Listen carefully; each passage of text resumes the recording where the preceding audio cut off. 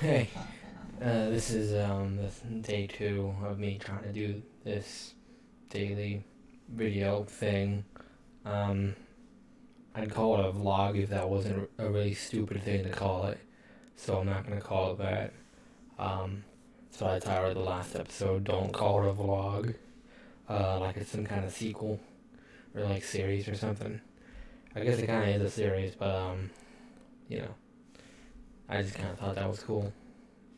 Um, So, I didn't really spend a lot of time thinking about what I wanted to talk about. I did spend a lot of time charging my phone so that way it doesn't die um, while I'm doing this. But that also means that I don't know how long this is gonna be because I can see that I'm recording, but I can't see for how long. So I mean, I'm just gonna wing it. Fuck it. It's for my use anyway. Disclaimer: if any random person's watching this again, this is just kind of for me thing. I this is not a cry for help either. So just kind of you should probably just click off it because you're most likely not gonna find anything of worth in this video. I doubt you'll find any entertainment, nor will you really enjoy it. And I can guarantee you that there's something better for you to watch. Actually, you know what? I just thought of something. Here's something better you could go watch. Go to Fort Mangs. Go to the Mangs channel on YouTube because you can find some quality content there. What kind of content? Fire Emblem content. Fire Emblem is great. It's a strategy RPG kind of deal. And it's a lot of fun. I like it. I found this series. I got introduced to it most like how most people did through Smash Bros. Melee, because Marth and Roy were in it, and everyone in the West asked themselves, "Who the fuck are Marth and Roy?" And so either you didn't care about Marth or Roy, or you did, and you tried to find out where they were from, and you brought the Fire Emblem. And I started to play Fire Emblem in my teens, early teens, when I had moved from Florida to Indiana. I had played it a little bit before, but like not like enough to have beaten a game or anything like that. And I started playing it more on a tablet. I had a really shitty, like less than $100, no name brand Chinese tablet, but it was decent enough to run it, and it could run an emulator, so I played it on that. And I grew really fond of Fire Emblem, like most people did. What I like most about it is the characters. I like how they have such interesting characters who all have their own, arcs and stuff they go through. My favorite old Fire Emblem. Well, currently it's probably Three Houses. Before that, it was kind of a toss up between either Fire Emblem 7 or Fire Emblem Echoes, which I feel like is kind of like the black horse in the series. Like people liked Echoes, but I feel like a lot of people don't want to talk about it. It kind of went and came like a gust of wind in a sense. Like I didn't even know Echoes was a thing until I found it on the Nintendo eShop one day, like long after it had been released. I bought it and I played it, and I was so happy I was playing it. Because it was awesome. I hadn't had that much fun with Fire Emblem game for years. Because the game before that was Fire Emblem Fates, and I had a really weird relationship with Fates, where I hated it when it was being announced, and then I started to be like, actually, yeah, that sounds kind of cool, while it was being announced, and then it was released, and I was back to hating it. Um, so I was so happy to play a new Fire Emblem game that I really liked, and so I have fond memories of Echoes. I played through it very quickly because I couldn't get enough of it. So kind of how I'm playing through Three Houses now, although I'm still like super far behind everyone else who's playing Three Houses because I just play games slower. I like to take my time. But yeah, so Fire Emblem's great. I would definitely recommend. I think I would recommend Fire Emblem 8 to anyone starting out, and I know that any elitists out there, would give me the banana hammer for that one, but I think 8's a little bit shorter than some of the other Fire Emblem games. I believe so. I could be wrong about that. But comparing it to 7, which is also a good starter one, I think 8's shorter. 8 is definitely easier, and I think 8 you can get a good grasp of the game through 8, because most good Fire Emblem games play the same. And it's got an okay enough story to keep someone invested. Cool character designs. I love the branching class system. That was awesome. I love that. I spent a lot of time thinking about who would go where and what units to prioritize on my first playthrough. Um, and so I would definitely recommend that one. I tried to get Austin, hi if you're watching by the way, I tried to get Austin to play Fire Emblem 8, and I sent him the wrong, and I know he hasn't even opened that email yet, because that's just how he is. But I also know that currently he doesn't have all the time for that stuff anyway, so I can't really fault him for it. But I really wish he would play it, because I really want to know what he thinks of it. Me and him have super different tastes on games, but occasionally when the stars align, we can both agree that we enjoy a certain game. And yeah, I'm thinking about this because I was just watching Mangs do his pair up with Goose that he just released. And yeah, and I don't know. Mangs is a cool guy. He's really funny, and entertaining to watch. He's definitely the most entertaining to watch YouTuber, mostly because of the memes. Also because it's just a perfect shitstorm. Every time you go into a fucking Mangs video, it's a shitstorm. You're almost on the edge of your seat. Like you never know what the fuck he's gonna do next. Like, and then you're just there like, why? Why are you doing this, Mango? Why are you like this? How can you be so bad and get so rewarded? And so it's kind of like it's like I don't know how to describe it, but it's a ride the whole way through. And so I think that's why he's definitely one of the biggest subscribed Fire Emblem channels currently. He's just so entertaining to watch. Sorry, Mecha, your voice is just too monotone for me to listen to for long periods of time, especially if you're on your own. I just can't. But I do definitely enjoy you in Ang's videos. Like anyone would even be watching this from that side of the world, but stranger things on the internet have happened. Yeah. I also watched Rin do a video recently. She had an counter going, and I watched that literally after recording the last one, and I had to laugh because I know I definitely used like a million times. Uh, it's just part of not everyone's good in front of a camera. Like, I'm good at memorizing lines and speaking them, I think. I'm not the best on my feet as far as speaking goes, but who really is? So Fire Emblem, it's great. I love it. It's one of the few game franchises I look forward to when they're released. Which I actually had super low expectations of Three Houses. Like, I was so ready to be like, I knew it. I knew it was gonna suck. I knew I was gonna hate it. I knew everyone was gonna hate it. I knew that the animations were bad and that it was gonna be sucked. But it surprised everybody, I think, which is fucking great. I would so much rather enjoy a game than hate it, even though it's fun to hate on something. I would so much rather just have something I enjoyed, because it would have been so long before the next Fire Emblem game, and I don't know if I could have stood another Fates, because Fates was relevant for so long, because there were 3 fucking games in that one span of time. And yeah, Fire Emblem. Oh, also fuck Fire Emblem Heroes. It's dumb and I hate it. I started playing it again just because the only redeeming quality of Heroes is they have really nice art. Like, that's it. But it's so garbage and I hate it.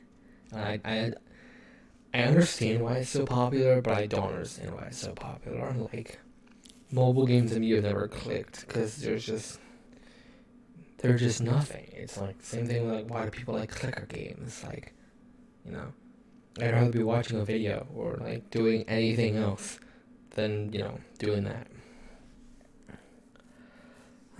So Fire Emblem, that's cool. I guess that's I'm gonna title this video because I don't know what else to do. I didn't come in with an idea. I think I should just do this just because. And I don't know. I guess part of me also does hope that I can start something like this on the internet. I don't think I've got the voice for it or the talent for it, but worse people than me have tried. So why not? I want to talk more about D&D too, because it's the only thing I have going for me. Dungeons and Dragons. There's a meme in D&D that goes around a lot, like, it's like what's the rarest thing ever, is, a bunch of friends in their 20s who actually can schedule a game and get together and play that game with no consequence, with no, like, fucking disruptions or whatever. And I'm starting to live that. It wasn't so bad a year ago, but things in my life and the people with the lives around me have changed so much since then. Like, it seems like it's becoming harder and harder for people to get together. I've been ghosted so many times on this shit. Like I keep inviting people from work to play, and they keep telling me if they want to, and then like I never fucking hear from them again. And it's like, okay, well I guess you didn't want to. I wish I didn't get excited for it. It's not like I wanted to play or anything. And I even have a hard time convincing the dedicated players I do have to play the game sometimes, Like, I'm on a hiatus right now from my main game because Austin, hi for watching, is going through some shit, and he's gotta work some stuff out before he can come back to the sessions weekly. And so I decide, hey, you know what? I've had this blank campaign sitting around for a while, called Golden Eyes. It's less of a campaign and more of like a module, where you're fighting these guys who are like starting a heist. You're not doing the heist; you're stopping the heist. These people from another planar world, which is far more advanced than Faerun, have come to Faerun, and are attempting to steal dragon hordes, lots of them, while in the process killing the dragons if they can, because dragons are essentially large walking gold mounds. Every piece of a dragon has a gold value, a large one. So if your name is Artem or Ariana and you stumbled onto this video, leave now, unless the campaign has ended by this point, in which case I don't care. So, these people, this Citrine gang, headed by this Ladrin, Yais, or it's Eyes, but it's spelled Y-S-E, but it's Eyes, who's the leader of this gang, have infiltrated Clan Horn. And they were able to use their superior technology to do pretty much a clean sweep. The dwarves never saw the attack coming, and with the superior technology and their gun golems, they were able to take over the clan, which is also doubles as a maximum security vault area. Right, like this is where rich people from Waterdeep come to store their valuables. Like these people have the most secure locks on the Sword Coast. So, what better place to have as a base of operation? What's more defensible? And so they're pretty certain that they've kept this attack under lock and key. No one got out. The dwarves who weren't killed are under lock and key, and they're currently trying to get more information out of Lord Zardak Horn, who they're holding in his own bedchambers in a sort of prison. Meanwhile, there was a dwarf who escaped by tricking the citrine who were after him into going further into the dwarven kingdoms rather than what he actually did, which was head for Waterdeep. The preferred thing to do would be to get dwarven help in this instance, because, dwarves would prefer if dwarves helped each other, and Clan Orm being a prominent dwarven clan, they would have been able to get help from the other dwarves, most likely. But that's where the Citrine were looking for him. So smartly, this dwarf, who I haven't named as of yet, has gone off to Waterdeep to seek the help of adventurers, promising them renown in the dwarven kingdoms as well as tons of golden items for helping. And the first party that talks to this dwarf and gets to go on this quest is the player party. How things work. So they go through secret tunnels into Clan Horn, which I don't believe this is actually a place in D&D. I think this was just a thing Chris Perkins made up, but I have maps of it, and so I think it's cool, so fuck it. I've added a few things to Chris Perkins' original maps. I don't know, he never posted all the details of Clan Horn on the internet, as far as I know.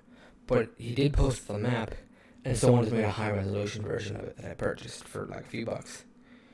So I've made a few details. There are 2 hidden escapes that are not the one in the Lord's bedchamber that Akin uses to escape. There is one underneath the main statue in the Dwarven Temple. There is another one underneath the main forge in the Dwarven Forge. So, the party can choose to enter one of these 2 ways. If they choose to enter the temple, that is the safest route. If they choose to enter the forge, they're going to be rolling initiative immediately, because there are people there watching, because the forge is directly connected to the residences. So that's where the most people are. And I've created some cool NPCs, or at least I think they're cool, for this module. And the goal is to see how far they want to go. They have to kind of risk-reward themselves. If they liberate the dwarves and leave, they can get all the items in the armory that they want, including the gold, the magic items, and whatever weapons they want. There's a cool dwarven battle axe there that they can take. And they can just take that and leave, because, Lord Zardak Horn cares mostly about the Horn dwarves getting out. They could free Lord Zardak Horn, and he's an optional recruitable character. But if they do, he's not leaving. If they free him and they want to help him, he's going to go through and systematically try and get Clan Horn back. The only problem is that there's quite a few of these people, and the ones who aren't out on the field or out, checking the perimeters, there are the leader and his main henchman who they have to deal with, Eyes and Duskin. Eyes is an Eladrin ranger from the Feywild who was cursed by a fairy. This Eladrin, Eyes, was so fixated on himself and so pompous, and this fairy was so sick and tired of him. He would always claim about how beautiful he was, and people would weep from gazing upon him. And this fairy's like, well, fuck you, no one's ever going to be able to look at you again, and cursed him. So anyone who ever looked at Eyes in the eyes, Eyes wasn't his actual name, it's his new alias, but anyone who looked at him would be blinded, and they wouldn't be able to actually see, and so no one would look at him anymore, and so he could say he's beautiful all he wants, but no one could really tell, and it kind of destroyed him, and so he left the Feywild in shame, and ended up on this other world, which I haven't done any lore for it, but it doesn't really matter. So he went to this world, and he decided that he was going to use this curse for evil. Because guess what? A DC 21 blinding curse as a free action is kind of powerful. And so he started using it to rob people. And eventually he gained followers and started this gang, the Citrine gang, which is named after his eyes, which resemble citrine gems. Which, most people wouldn't be able to tell, but obviously Eyes is unaffected by his own curse. So he can tell what it looks like. And so essentially these people are like Men in Black style. They wear suits, and, suit and ties and stuff, and they all wear glasses, so that way none of them are affected by eyes blinding. Well, they have advantage in the save, but still. And then his right-hand man, Duskin, was a gladiatorial, what's the race? A Goliath, who was in this underground fight ring, and Eyes was supposed to, he was supposed to kill Duskin's boss, essentially. And Duskin, even though he didn't like his boss, was trying to save him when that's when they first met. Eyes was able to blind Duskin and, finish his job. But he didn't want to just kill Duskin. He saw a lot of potential in Duskin.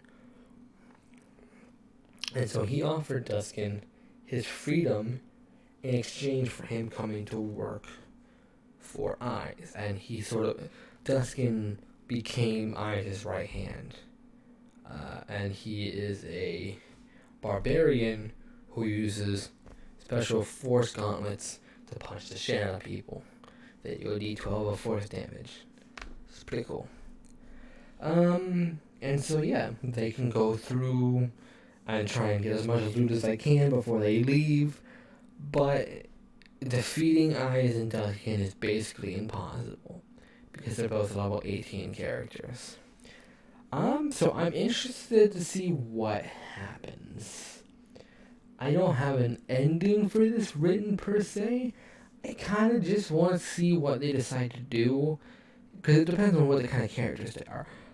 More evil characters will most likely want to take as much as they can and then fucking dip and let Lord Zardak get killed.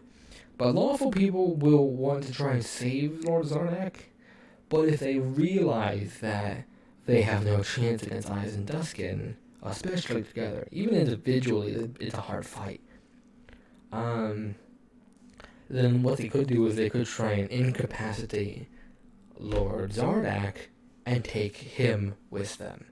And it's also hard because Lord Zardak is like a renowned adventurer. In his youth, he was like famous. He's really old now, in his the end of his life.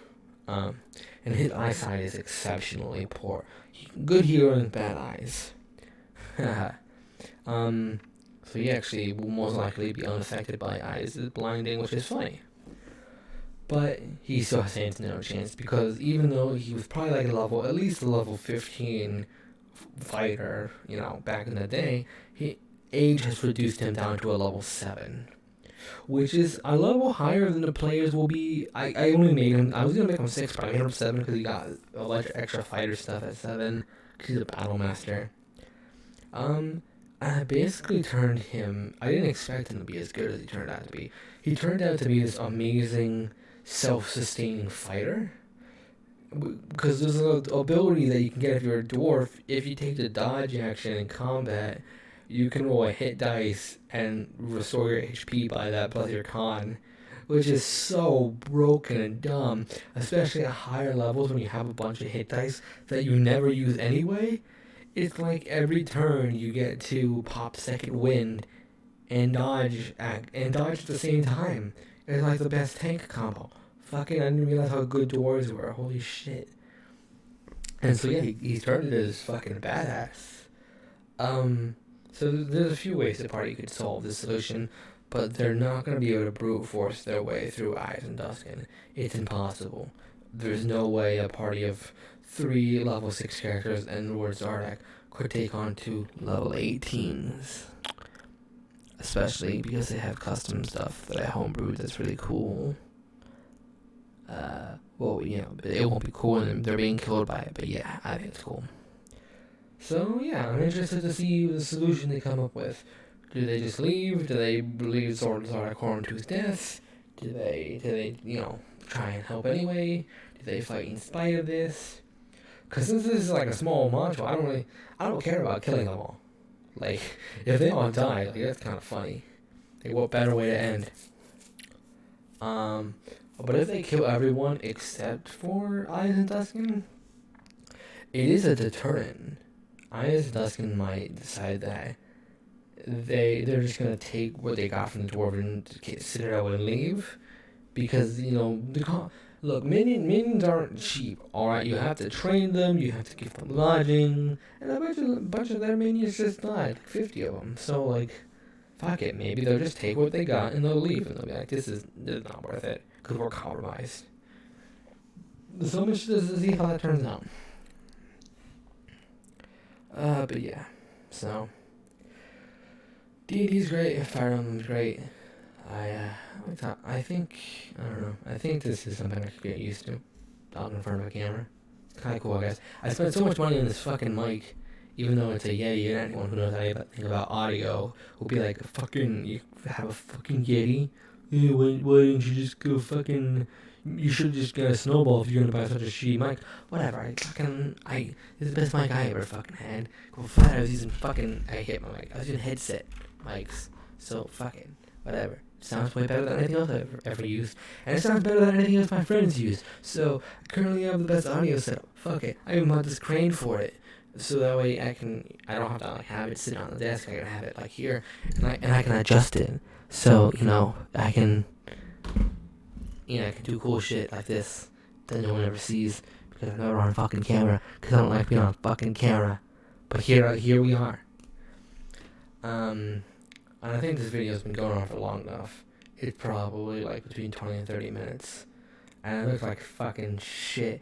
Because whenever I get out of the shower, my hair just looks like fucking garbage. So, I can't fucking control that. Well, I could. It's called a fucking brush. But I don't brush my hair because who cares?